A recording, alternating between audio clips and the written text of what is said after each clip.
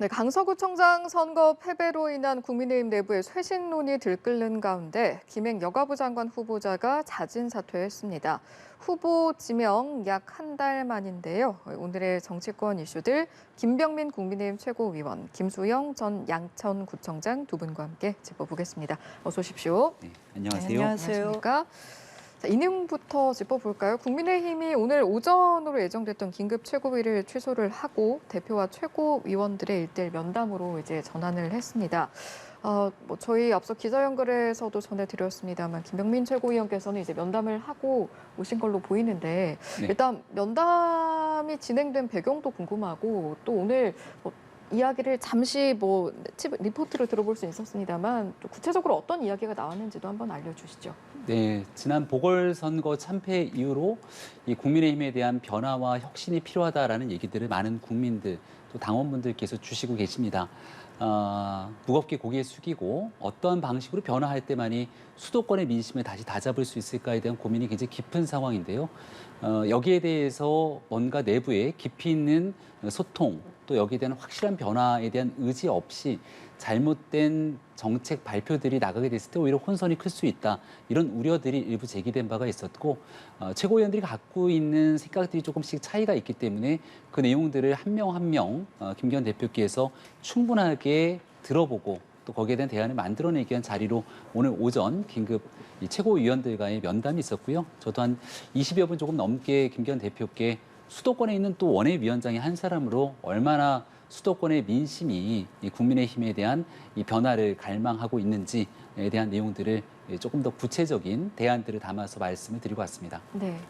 말씀하시는 사이에 저희 속보로 들어온 내용이 있어서 잠시 전해드리도록 하겠습니다. 이스라엘 110만 명의 가자지구 주민들의 24시간 내에 남쪽으로 이동하라라고 통보했다고 유엔이 밝혔다는 소식 들어와 있는데요. 현재 이스라엘 군은 병력 30만 명을 동원해서 가자지구를 완전 봉쇄한 상황입니다. 지상군 투입이 초읽기에 들어갔다는 관측이 나오고 있습니다. 자, 이스라엘과 팔레스타인 무장정파 하마스의 전쟁 7일차로 접어든 상황인데요. 이스라엘 110만 명의 가자지구 주민들에게 유엔이 24시간 내에 남쪽으로 이동하라고 통보했다고 밝혔다는 소식 들어와 있습니다. 현재 이스라엘군은 병력 30만 명을 동원해서 가자지구를 완전 봉쇄한 상태이고요. 지상군 투입이 초읽기에 들어갔다는 관측이 이에 나오고 있습니다. 관련된 좀 더 자세한 소식 추가로 들어오는 내용은 저희가 들어오는 대로 신속하게 정리해서 다시 전해드리겠습니다. 네, 다음 내용으로 다시 돌아가 보죠. 국민의힘에서 이렇게 긴급 최고위까지 면담으로 전환할 만큼의 상황 좀 어떻게 해석을 하고 계신지요? 네, 선거에서 보통 이 정도의 완패를 하고 나면 사실 상식적으로는 지도부가 나서서 지도부 사퇴하겠다, 대표부터 사퇴하겠다라는 게 상식이라고 보여집니다. 근데 아마 대표님 지도부에 계신 김병민 최고위원도 계시겠지만 대표님도 그렇고 사퇴를 안 하고 어떻게 수습을 해볼까 하다 보니까 최고위원들 개별 면담도 하고 하면서 좀 늦춰가는 게 아닌가. 결국은 지도부 사퇴 없이 지도부 사퇴 없이 가는 방향으로 가는 거 아닌가라는 우려가 되고 있습니다. 제가 여당의 상황을 우려할 일은 아니지만 이렇게 국정의 기조 변화가 이루어지지 않고서는 내년 총선 기대하기 어렵다라는 것을 말씀드리고 싶고요. 민주당도 마찬가지로 또 그 새로운 변화를 위해서 또 애써야 될 그런 시기라고 생각을 합니다. 네.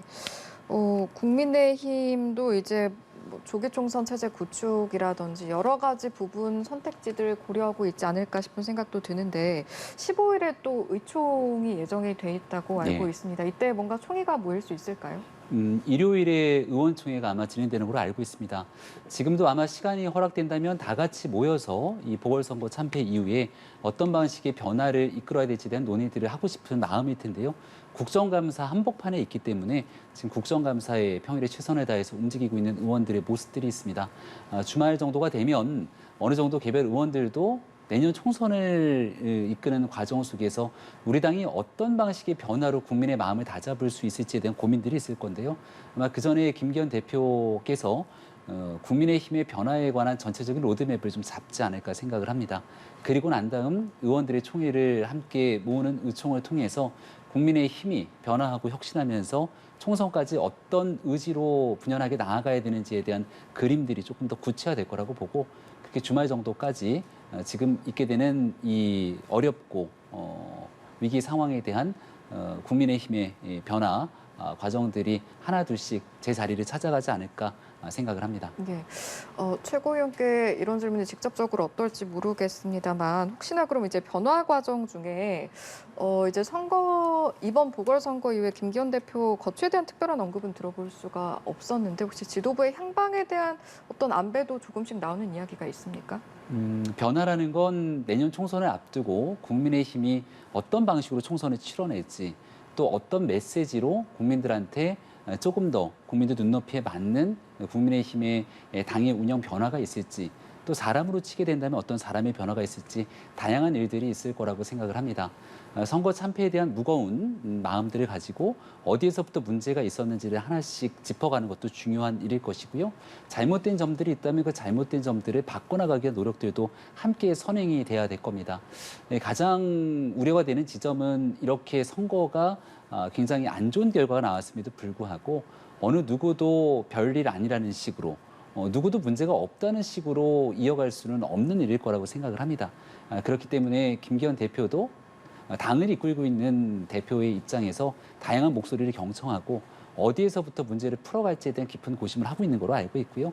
네. 국민의힘이 총선을 앞두고 이 정도까지 변하는구나 라는 메시지들을 행동으로 또 뭔가 분명한 방향으로 보여주는 일들을 조만간 이뤄내지 않을까 생각합니다. 예, 국민의힘 지도부도 고심하고 있겠습니다만 홍준표 대구시장이라든지 이준석 전 대표라든지 비윤계를 중심으로는 당 지도부 용산 책임론에 대한 이야기가 또 나오고 있습니다. 이런 움직임들 발언들은 어떻게 보시는지요? 뭐 그럴 수밖에 없지 않겠습니까? 선거의 참패가 사실 사면복권에서 또 공천에 이르기까지 용산의 의중이 반영이 됐다라고 볼 수밖에 없기 때문에 그거는 뭐 비윤계뿐만이 아니라 국민들이 다 그렇게 알고 있고요. 그렇기 때문에 그 결과로서 보여준 것이 선거의 결과입니다. 그래서 엄중히 받아들이겠다 대통령실에서 그렇게 말씀을 하셨다면 어떻게 책임을 질 것인지가 또 나와야 될 것 같습니다. 일단은 뭐 그렇다고 해서 대통령이 책임지고 사퇴할 수는 없는 거 아닙니까? 그러면은 당 지도부부터 사퇴하는 것이 수순일 텐데 김기현 대표께서 분골 쇄신하겠다. 쇄신의 시작은 그 쇄신하겠다, 바꾸겠다라고 하는 주체가 바뀌어야 되는 겁니다. 그래서 대표부터 사퇴하고 가는 것이 수순이라고 생각을 하는데 지금 뭐 아마 이제 김병민 최고위원은 그러지 않을 거라고 생각합니다. 뭐 최고위원들은 다 공천 때문에 고만 못 들 거다라고 하는데 뭐 사실 김병민 최고위원이나 뭐 다른 최고위원들이 공천을 걱정할 처지는 아니라고 생각을 합니다. 다만 본선을 위해서 뛰어야 될 그런 상황에서 본선을 위해서 어떻게 할 것인지 어떤 게 최선의 선택인지 이런 것들을 뭐 의원총회에 의견을 물어도 저는 마찬가지일 거라고 생각을 하는데 이거를 그냥 당 내부에 이런 분란을 자꾸 더 키워가고 있는 게 아닌가라는 생각이 들고요. 어찌됐든 총선에서 이기는 전략을 하시려면 국정 운영의 기조가 변화되지 않으면 국민들이 다시 한번 심판하게 될 것이다 라는 것을 말씀드리고 싶습니다. 사당에 관한 얘기를 너무 좀 부정적으로 언급을 해주셔서 말씀을 드리지 않을 수가 없는데요.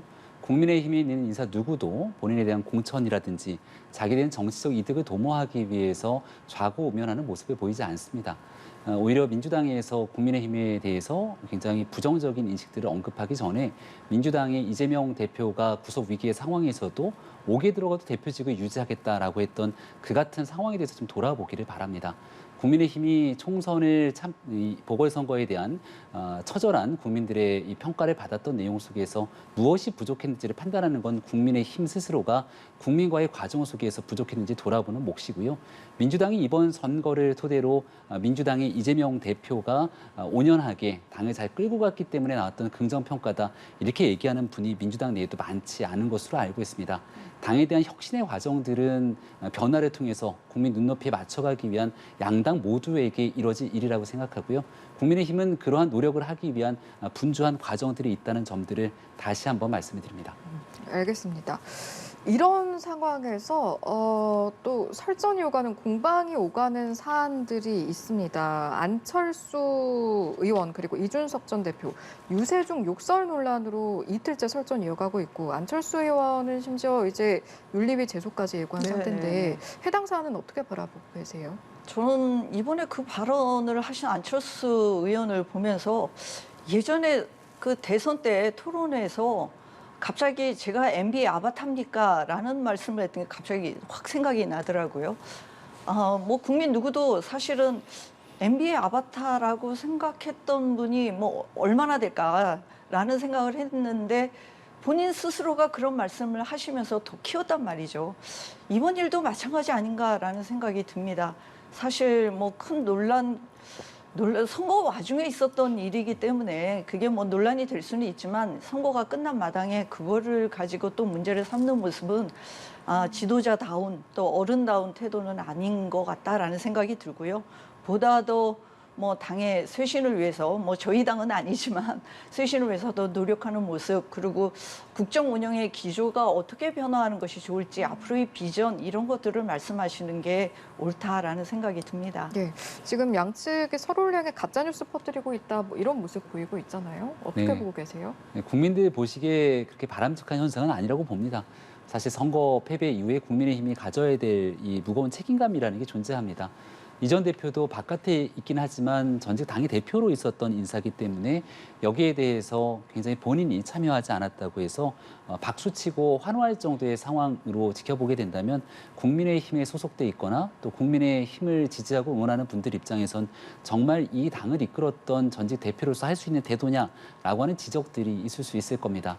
잘못됐던 원인 분석들 그리고 거기에 대해서 고개도 숙이고 변화의 방향들을 가져가는 게 가장 기본적인 자세일 텐데 제일 여기서 지향해야 되는 건 나만 옳고 남은 모든 것들이 틀렸다라고 하는 이분법적 구도 속에서 이 문제를 풀어가려 그러면 사실상 해법을 도출하기가 어렵죠. 내적으로 서로를 향해서 손가락질하는 모습들이 지금은 지향해야 될 제 첫 번째 모습이라고 생각하고 단단하게 이 어떤 방식으로 국민들의 눈높이를 만들어 갈 건지를 위해서 함께 공통의 목표를 가지고 변화하기 위해서 정말 뼈를 깎는 그 쇄신의 의지를 지금은 함께 가져가는 게 중요하다고 거듭 말씀드리겠습니다. 네. 어제 정치권에서 주목받았던 소식도 있습니다. 김행 여가부 장관 후보자 여러 논란 끝에 결국 자진 사퇴를 한 건데 이번에 자진 사퇴 배경 어떻게 분석을 하고 계신지 여쭤보죠. 뭐 저는 당연히 이 결과로 이어질 수밖에 없었던 거였다라는 생각이 들고요. 그야말로 김행 후보자가 말씀하신 대로 드라마틱하게 엑시트 하신 것 같다라는 생각이 듭니다. 근데 앞으로는 더 드라마틱하게 엑시트 할 사람들이 줄줄이 남아있는 거 아닌가라는 생각이 들어요.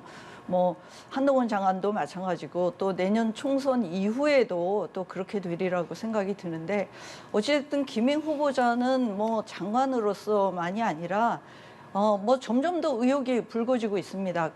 그의 딸의 저 주식을 또 전달하고 했던 내용들이 오히려 수사를 받아야 될 상황에까지 이르게 됐습니다. 본인은 뭐 이 내용을 결백을 입증하겠다라고 하는데 어떻게 결백을 입증할지 좀 지켜봐야 될 것 같고요. 근데 그렇다고 해서 김행 후보자의 자진 사퇴가 뭐 이게 선거에 대한 책임을 지는 그런 모습은 전혀 아니라고 생각합니다. 이건 별개의 일이죠. 인사를 이렇게 했던 이 대통령과 국정 운영에 대해서 국민들이 심판하신 거거든요. 그래서 이 부분은 김행 후보자의 전무후무한 이런 청문회 과정에서 또 나가신 이런 모습들을 보고 국민들이 보고 굉장히 의아하셨을 것 같고요. 사퇴로 갈 수밖에 없는 거고 이걸 선고하고 결부시키는 것은 넌센스라고 보여집니다. 예, 예정된 수순이라는 맥락으로 이제 말씀을 해주신 것 같은데 어떤 말씀 하시겠어요? 네, 김행 후보자에 대한 도덕성 논란들이 꽤나 오랫동안 국민에게 회자가 됐고 또 청문회를 거치면서도 여기에 대한 명확한 내용들이 다 전달은 잘 안 됐던 것 같습니다. 여론에 대한 사태를 아마 대통령실에서 엄중하게 지켜봤을 거고요. 국민의힘도 집권당 입장에서 국민들께서 주시는 여론을 좀 깊이 있게 판단하고 여기에 대해서 건의할 수 있는 부분들을 건의한 것으로 알고 있습니다.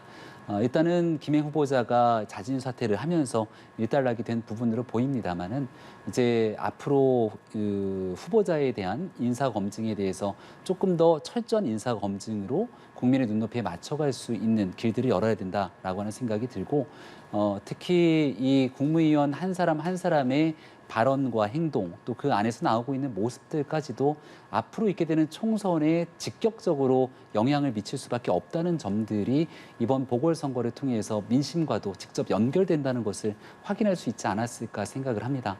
이제 다만 김행 후보자가 그만두면서 나왔던 모든 의혹들이 다 사실 사실인 것처럼 규결될까 봐 본인 입장에서는 걱정되는 우려 지점들도 있었을 텐데요.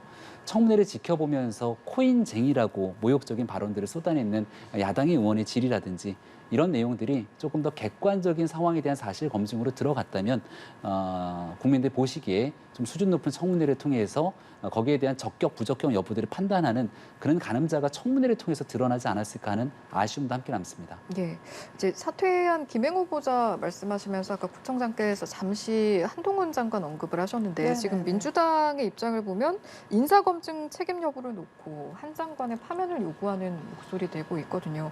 이 책임에 대한 부분에 있어서는 어떻게 판단하시는지 궁금하네요. 한동훈 장관에 대해서는 민주당이 시종일관 모든 것들을 한동훈 장관의 책임으로 몰아세우고 있는 것들을 지난날 보셨을 겁니다. 오히려 국회 내에서 전 국민이 지켜보는 가운데 김의겸 의원이 한동훈 장관에 대한 청담동 술자리 의혹을 제기하면서 나타났던 그 숱한 문제들에 대해서 아마 가장 먼저 책임을 졌다면 여기에 대한 내용들을 당 지도부에서 그대로 영상들을 틀었던 이재명 대표와 민주당 지도부가 모든 책임을 지고 물러나야 되지 않았을까요? 한동훈 장관과 같이 대척점에서 맞물려 있는 건 이미 지나친 정치 상황처럼 규정이 돼 있는데 여기에 대한 핵심적인 정점에는 지금 피의자 신분 또 피고인 신분으로 재판을 받고 있는 이재명 대표가 그 정점에 있다는 것을 모를 일이 없을 거라고 생각합니다.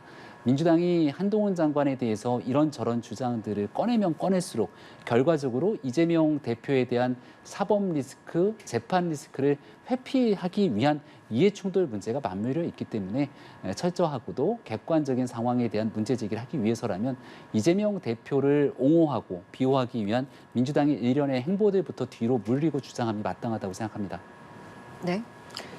예, 법무부 장관의 그 국정 운영 목표가 오로지 야당 대표의 구속으로 또 그리고 또 계속 재판을 하게 하는 게 국정 운영의 목표가 된 것 같습니다. 그렇기 때문에 그 여러 가지 책임들을 물을 수밖에 없는 거고요.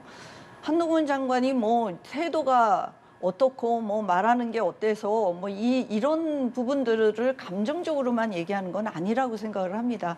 국민들이 보시기에 적어도 정부의 한 인사로서 국정 운영에 대한 책임을 같이 져가는 모습을 보여야 되는데 오로지 야당 대표 구속에만 몰려 있으니 그것을 이번 선거에서도 아마 국민들이 심판한 거라고 보여지고요. 또 하나는 인사 검증의 문제도 마찬가지입니다. 인사 검증에 대한 것을 예전에 뭐 항상 예전 문정부 탓을 해왔지 않았습니까? 그 문정부에서 잘못된 것을 바로잡기 위해서 법무부에다가 인사검증단을 설치하겠다라고 했으면 인사검증이 제대로 될 수 있도록 해야 되는 것이 저는 맞다고 생각을 합니다. 근데 그거에 대해서도 서류를 제출하는 것뿐이지 우리는 검증하는 거 아니다라고 얘기를 하시면은 도대체 그러면 인사검증은 누가 하고 그 책임은 누가 진다는 얘기입니까? 결국은 대통령 보고 지라는 얘기처럼 들리게 되고요. 한동훈 장관이 이번 선거 끝나고 이 정부의 책임이나 또 대통령의 책임으로부터 한 발 비껴가려고 하는 모습이 아닌가라는 생각이 들 정도로 이번에 국정감사에서 어제 답변하는 거 보니까 본인은 보고받지도 않고 결국은 다 그 대통령실로 간다라고 이렇게 얘기를 하시는 걸 보고 한 발 빼기를 하고 있구나라는 생각이 듭니다. 그렇지만 그럼 명확하게 제도를 좀 바꿔야 되는 거 아닙니까? 그러면 인사혁신처는 뭐 하는 데입니까? 인사혁신처가 서류를 다 모아서 취합해서 제출해도 되는 것을 굳이 법무부에다가 인사검증단을 설치할 필요가 있는 거겠습니까?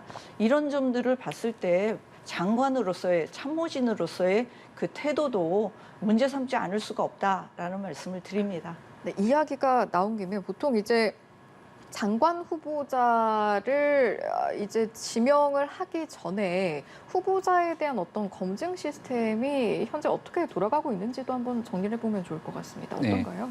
과거에는 이제 청와대에 민정수석실이 있었죠. 그래서 그 민정수석실 내에 있는 인사 검증에 관련된 부분들이 인사를 추천하게 되는 인사수석실도 있겠습니다만은 그 인사와 관련된 내용들을 바탕으로 검증하게 되는 민정수석실의 기능과 권한이 있었을 겁니다. 예. 그래서 그 당시에 문제가 되는 인사들이 나오게 된다면 과연 민정수석실에서 제대로 된 검증을 했는가에 대한 내용들이 나오게 되는 것이고요. 지금 윤석열 정부 들어서 이 민정수석실 자체가 사정기관에 대한 통할, 관할이라고 하는 오해가 있을 수 있으니 민정수석실을 폐지를 하고 거기에 대한 인사 검증에 대한 기능이 법무부로 이관이 된 것은 맞죠. 하지만 그 안에서 또 기능들이 다 분산이 돼 있다 보니까 그 내용들을 온전하게 법무부 내에서 책임을 지는 것이 맞냐, 기계적인 시스템상으로 이루어지는 것 아니냐 이런 논쟁들도 있습니다. 하지만 조금 전에 구청장님께서 말씀 주신 것처럼 제도나 시스템이 미비하다면 어딘가에 대해서 고장이 나 있는 것 아니냐라고 하는 비판과 지적은 겸허하게 수용할 필요가 있다고 생각합니다. 이번 기회를 계기로 인사검증이 과연 어느 정도 시스템까지 이루어지고 있는 건지, 여기에 국민 눈높이에 제대로 맞춰지지 못했던 인사검증상이 문제가 있다면 제도적인 보완을 토대로 다음번에 새로운 장관 후보자 또 다른 추가적인 인사검증의 과정에서 같은 문제가 반복되지 않기 위한 제도적 방지책을 내어놓을 필요가 있다 이렇게 생각합니다. 그러면 책임을 떠나서 국정장께서도 앞으로 이제 제도를 더 보완했으면 좋겠다라는 맥락에서 말씀을 해주셨으니까 어떤 부분에 있어서 인사검증 시스템을 보완했으면 좋겠다라는 의견이 있으실까요? 네, 법무부에 가 있는 것이 사실은 처음에는 오히려 우려를 했습니다. 인사 검증이라는 것이 법적으로 재단해서만 되는 것이 아니라 여러 가지 장관 후보자에 대한 것은 뭐 도덕적인 부분부터 시작해서 여러 가지 부분들을 다 검증하게 되어 있는데 이것을 법무부로 가는 이유가 뭘까? 뭔가 의도가 있는 거 아닌가라는 생각을 했었습니다. 근데 그것도 지금 보니까 그것도 아닌 것 같아요. 뭐 가장 측근이기 때문에 대통령의 측근이기 때문에 법무부로 보낸 거 아닌가라는 얘기를 했었는데 지금 법무부 장관님의 얘기를 들어보면 그것도 아닌 것 같고요. 그렇다면 굳이 법무부에다가 둘 필요가 있겠나라는 생각이 들고요. 오히려 민정수석실을 그 대통령실에 보완을 하든지 새로 설치하든지 해야 될 일이 아닌가라는 생각이 듭니다. 여러 군데 흩어져 있다 보니까 문제가 있다고 하면 제도적으로 좀 바꿔야 될 일이고요. 법무부에 있다고 하면 법무부 장관도 거기에 책임 있는 자세로 관여도 하고 문제가 있다고 하면 책임도 져야 되는 것이죠. 근데 책임도 안 지고 서류만 다 모아서 취합해서 보내겠다. 그러면은 처음에 그 법무부에 이런 인사 시스템을 둔 이유가 무엇이고 본인이 처음에 책임을 져야 될 상황이 오면 책임도 져야 되겠다라고 또 한동훈 장관이 얘기했던 걸로 기억이 납니다. 그런 부분에 대해서도 어떤 책임을 지실 건지 그리고 어떻게 할 것인지 이것들을 말씀해 주셔야지 된다라는 말씀을 드리겠습니다. 네. 혹시 덧붙일 내용이 없으시다면 김행 후보자의 자진 사퇴를 고리로 이제 저희가 인사검증 시스템 이야기가 사실 나왔던 건데 다시 좀 이야기로 돌아가 보겠습니다. 어쨌든 후임 여가부 장관 후보자가 이제 언젠가는 나와줘야 할 텐데 그렇다면 그 시기는 언제쯤으로 예상을 해볼 수 있을까요? 지금 이제 국정감사가 한복판에 있기 때문에 일단은 현행에 있는 시스템으로 국정감사를 마무리 짓게 되는 것이 아마 여성가족부 내에 있는 부처의 안정성을 가져가는 데 도움이 될 거라고 생각을 합니다. 특히 지난날 있었던 이 잼버리 사태 이후로 여성가족부가 제대로 기능을 했는가, 준비를 철저히 했는가, 문제가 있으면 어떤 점들을 보완해야 되는 것인가가 하나로 다 맞물려 있거든요. 그리고 여성가족부에 대한 폐지가 이미 윤석열 정부의 공약이기도 했고 또 그렇다면 그 여성가족부를 어떻게 변화시킬까에 대한 문제도 분명히 있고요. 또 가족에 관한 이 부처 내의 문제도 있는데 최근에는 저출산 고령사회의 문제에 따른 이 인구 가족 문제가 가장 뜨겁게 현안이 돼 있기 때문에 과연 여성가족부가 이 문제를 가지고 어떤 식의 부처 기능들을 강화할지 논의해야 될 점들이 상당합니다.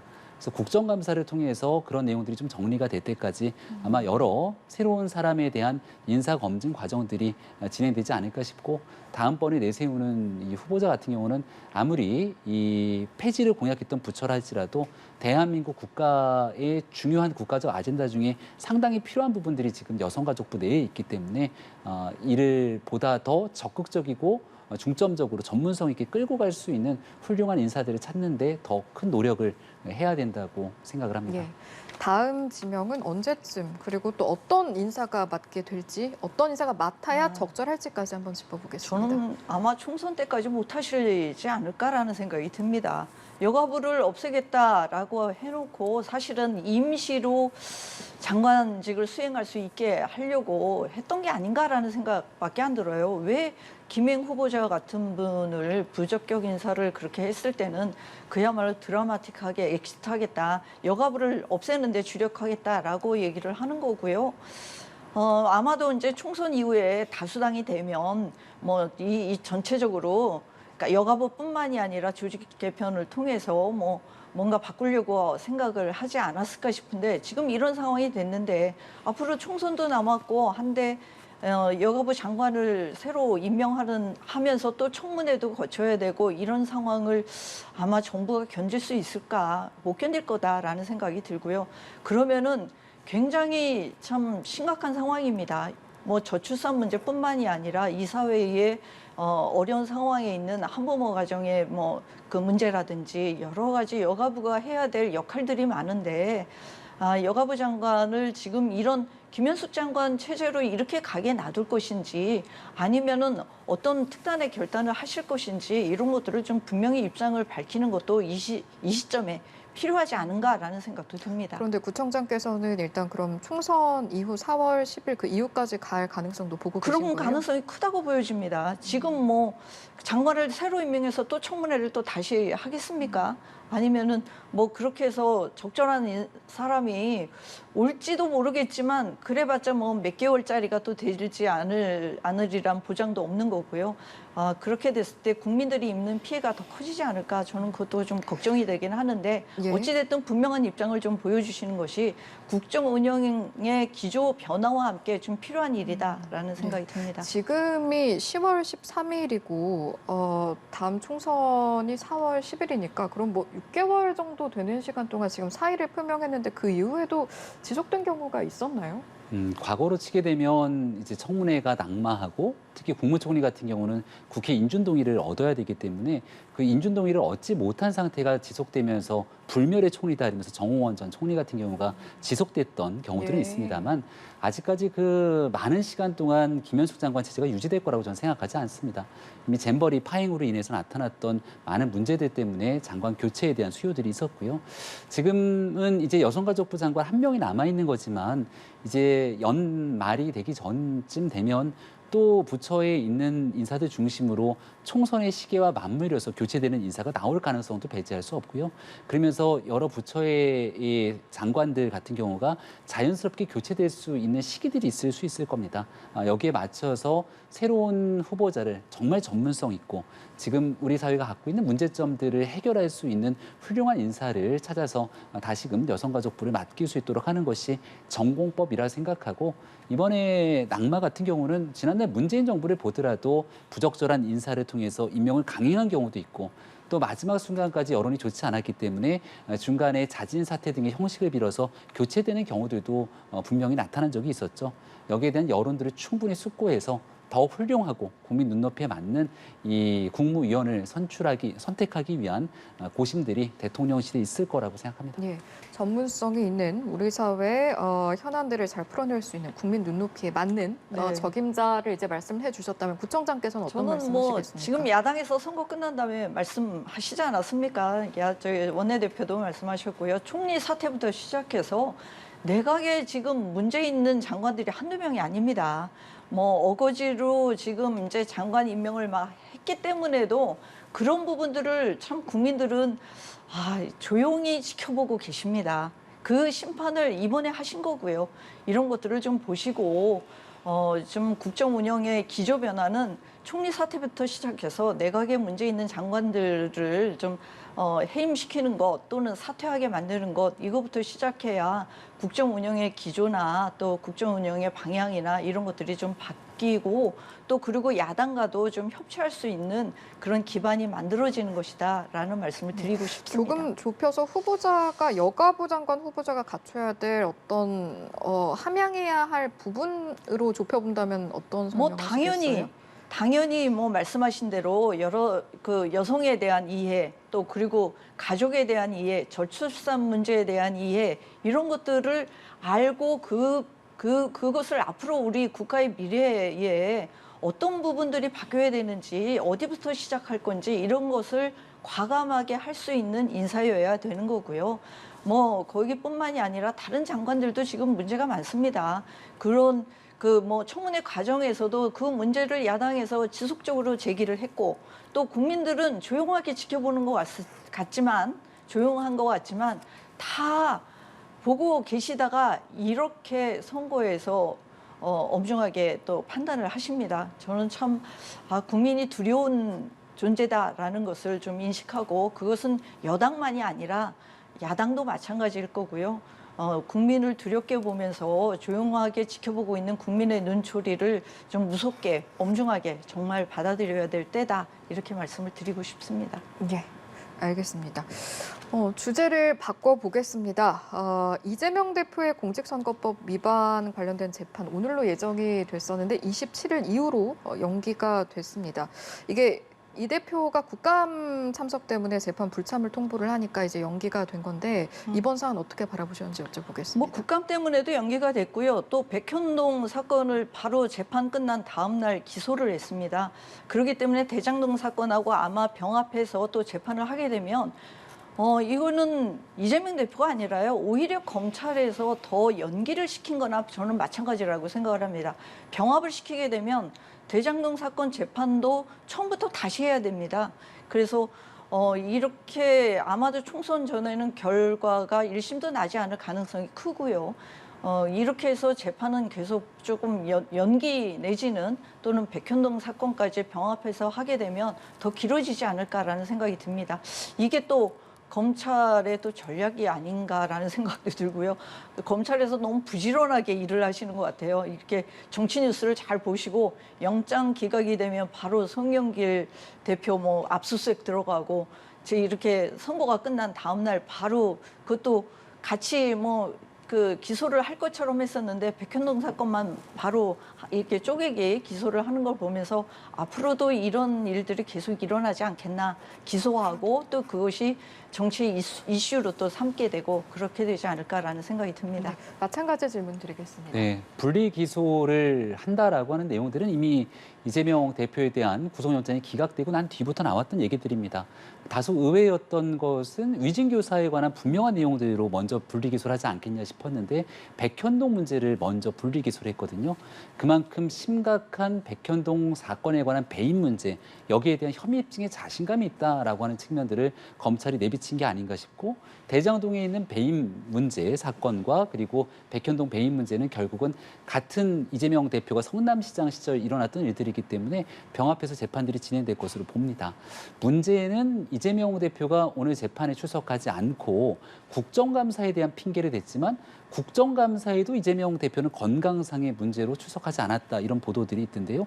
이재명 대표가 정말 하고자 했던 부분들은 본인에 대한 재판을 차일피일 미루면서 사법 리스크, 재판 리스크를 회피하려고 하는 것 아니냐 이런 비판과 지적으로부터 자유로울 수가 없을 겁니다. 지난날 단식을 통해서 이재명 대표 건강과 단식의 문제를 들어서도 재판 문제를 연기하려고 했던 정황들이 드러나고요.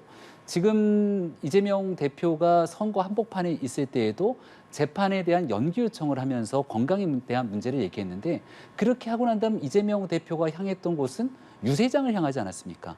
유세장에 가서 마이크를 잡고 정치 활동을 할 건강 상태는 남아있고 재판에 출석해서 본인에 대한 이 피고인으로서 받아야 될 재판들을 회피하게 된다면 결국은 국회의원직의 신분과 제1야당 대표라는 신분직을 본인 재판 리스크에 대한 방탄으로 활용하고 있다. 이런 비난들이 거세질 수 있는 만큼 향후 재판에 이재명 대표가 얼만큼 일반 국민들과 똑같은 조건으로 성실하게 응하는지를 똑똑히 지켜봐야 될 것 같습니다. 예, 향후 재판에서 보여줄 이재명 대표의 태도가 중요하겠다는 맥락의 말씀이셨던 것 네, 같습니다. 뭐 이재명 대표에게 뭐 태도보다도 저는 뭐 어차피 재판은 계속 이루어질 수밖에 없을 것 같고요.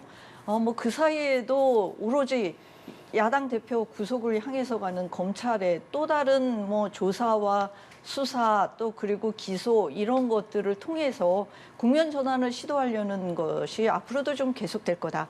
그리고 재판은 재판대로 또 계속 이어질 것이다. 그래서 이것을 뭐 사법 리스크라고 얘기할 수 있겠는가? 이미 국민들이 다 경험하시기 때문에 아마도 이제 총선 전까지 10분 활용해서 검찰이 정치적인 그런 행보를 하게 될 거다라는 말씀을 드리겠습니다. 네, 여기까지 듣고 마무리하겠습니다. 오늘 이 시간은 김수영 전 양천구청장, 김병민 국민의힘 최고위원 두 분과 함께했습니다. 고맙습니다.